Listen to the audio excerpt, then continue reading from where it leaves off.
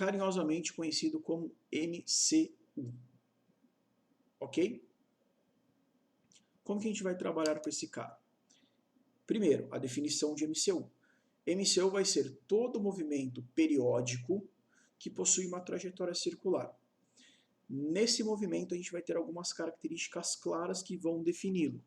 Primeiro, a aceleração resultante vai ser sempre igual à aceleração centrípeta.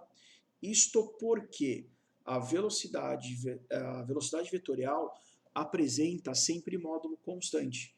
Então, pessoas, como a minha velocidade vetorial é constante, a minha aceleração tangencial é zero. Logo, dessa forma, a minha aceleração resultante é apenas a minha aceleração centrípeta, ok? Então aqui a gente vai ter velocidade sempre tangente à trajetória, beleza? E aceleração centrípeta sempre direcionada ao centro da trajetória. O que é importante a gente analisar? Que vetor velocidade e vetor aceleração centrípeta sempre serão perpendiculares, sempre serão ortogonais entre si, tá?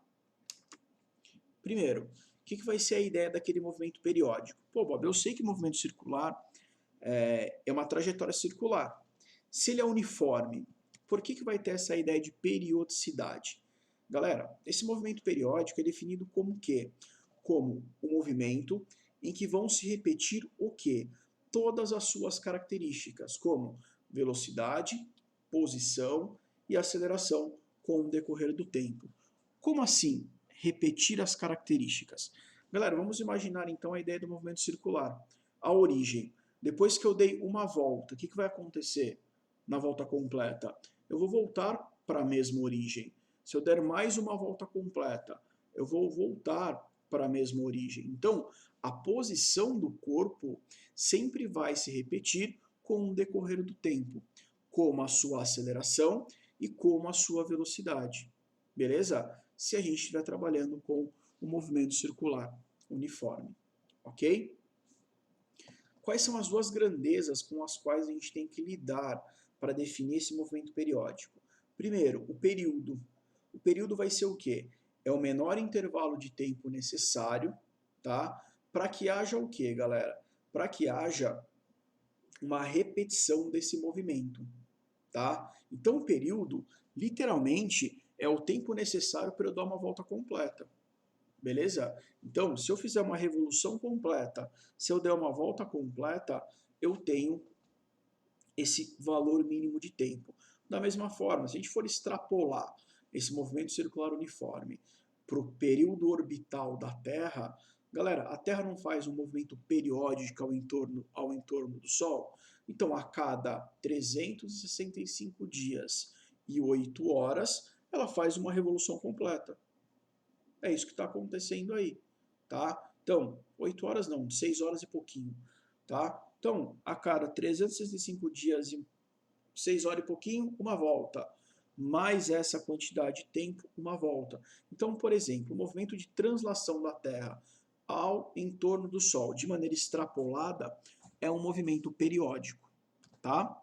E o que vai ser a frequência, galera? A frequência vai ser o número de repetições desse movimento por unidade de tempo.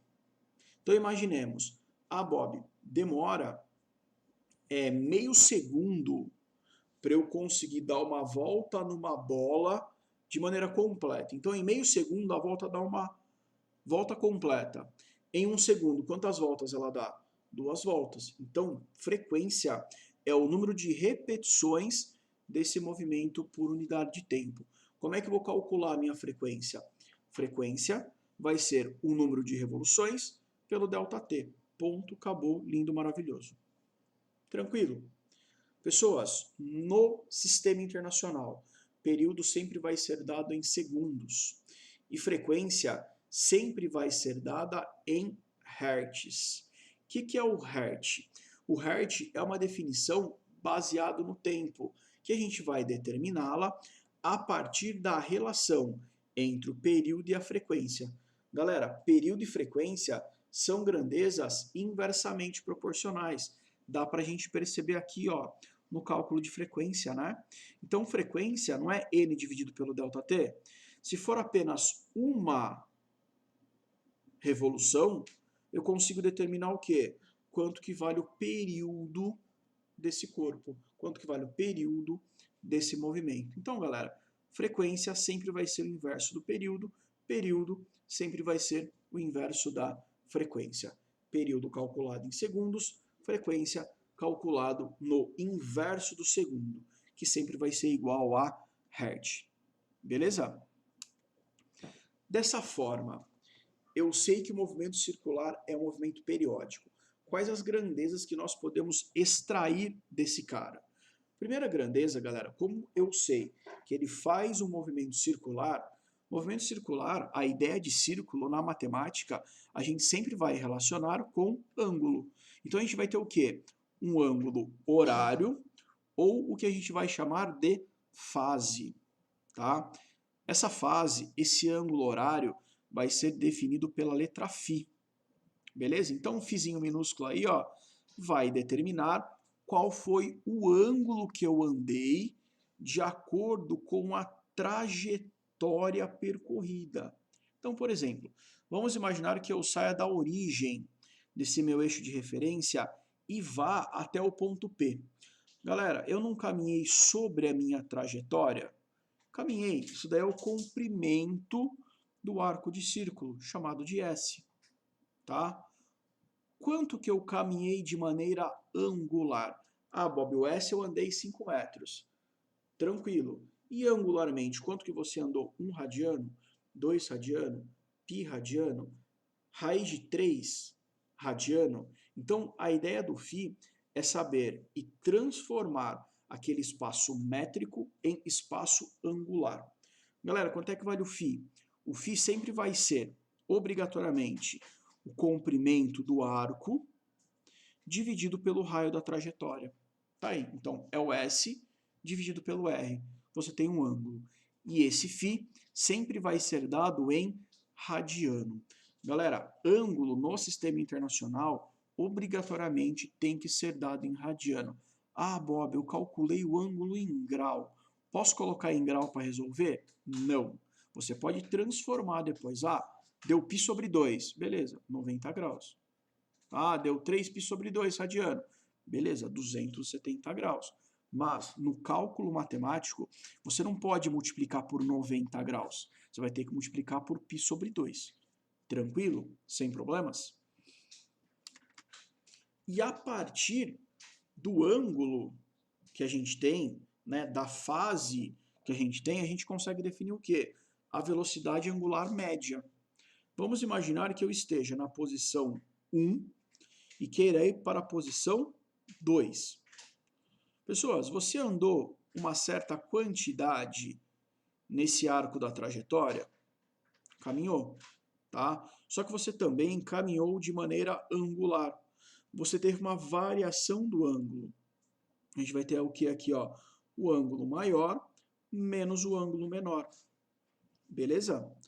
Desse jeito, o que está acontecendo aí? Se eu tenho o φ2 que é grande e o φ1 que é pequeno, galera, a variação angular vai ser o ΔΦ. Então, velocidade angular média, que vai ser representado pela letra ômega minúsculo, sempre vai ser igual a quem? Ao ΔΦ dividido pelo ΔT. Beleza? Se eu estiver trabalhando num sistema internacional de unidades, que é obrigatório, ângulo eu não meço em radiano, tempo eu não meço em segundo, então, pessoas, a minha velocidade angular sempre vai ser dada em radianos por segundo. Beleza? Então, aquilo é fase, tá? O φ, e o ômega vai ser a velocidade angular, que é o quanto que variou a minha fase com o tempo, tá? Por que isso daí é importante? Para eu conseguir definir alguns outros parâmetros. Aqui, por exemplo, velocidade angular instantânea, ela só vai aparecer quando eu possuir um movimento circular uniformemente variado. Então, eu tenho que pegar a minha função de velocidade e faço a regrinha do tombo. Não tem problemas algum quanto a isso por enquanto. E galera, para que a gente determina a ideia da velocidade angular? Para a gente trabalhar com as relações fundamentais do movimento circular uniforme, ok? Quais são essas relações fundamentais do movimento circular uniforme? Primeiro, velocidade escalar linear, tá? Como que a gente vai trabalhar com essa velocidade escalar linear? A gente vai extrapolar. Para quem? Para uma volta completa. Galera, para uma volta completa, não é um círculo? Quanto é que vale o comprimento de um círculo? 2π, que é a volta completa, multiplicada pelo raio. Tá? A gente não acabou de ver que comprimento de arco é o ângulo multiplicado pelo raio? Aqui, pessoas, a variação completa de uma volta é o comprimento total do meu círculo, 2πr. Quando a gente faz uma volta completa, nós não temos um período do movimento circular uniforme? Então, galera, a gente trabalha com a ideia de movimento circular como sendo velocidade constante. Velocidade escalar linear é o ΔS por ΔT. O ΔS para uma volta completa, 2πr. O tempo para uma volta completa dividido pelo período. Então, ó, velocidade, 2πr dividido pelo t. Que também pode ser igual, período não é o inverso da frequência, então velocidade é 2πr multiplicado pela frequência, 2πrf. Posso utilizar tanto essa função, quando o cara me fornecer o período, quanto essa função, quando ele me fornecer a frequência do movimento. Ok? Então aí a gente trabalha com velocidade escalar linear. Como é que a gente vai trabalhar com a nossa velocidade angular para esse movimento? Galera, para uma volta completa, eu não tenho que varrer um ângulo de 2π radiano? Então, a variação do meu ângulo vai ser 2π. Como numa volta completa eu tenho um período completo, a velocidade angular é ΔΦ por ΔT, 2π dividido pelo período, que é igual a quanto, pessoas? 2π multiplicado pela frequência. Então, perceberam que a gente pode calcular tanto as minhas relações lineares quanto as minhas relações angulares? Por quê? Porque o movimento circular ele permite com que a gente faça isso. A partir do momento que eu posso trabalhar com os dois tipos de parâmetro, a gente consegue fazer uma relação entre a velocidade escalar linear e a velocidade angular. Galera, lá de alguns slides anteriores, nós não determinamos que velocidade escalar é 2πrf? Agora há pouco, a gente não definiu que velocidade angular ômega é igual a 2πf? Perceberam que eu tenho 2πf aqui em cima também? Ó? V é igual a 2πfr. Se eu substituir a função 2 na função 1, a gente vai ter o quê? Que a velocidade escalar sempre vai ser igual a ômega multiplicado pelo raio da trajetória. Galera, é só fazer a substituição simples aí. Beleza? Então, se o cara te fornece o raio e te fornece a velocidade escalar, automaticamente você tem a velocidade angular. Se o cara te fornece o raio e a velocidade angular, obrigatoriamente e facilmente você tem a nossa velocidade escalar aí. São relações lineares bem tranquilas de serem analisadas. Ok? Beleza?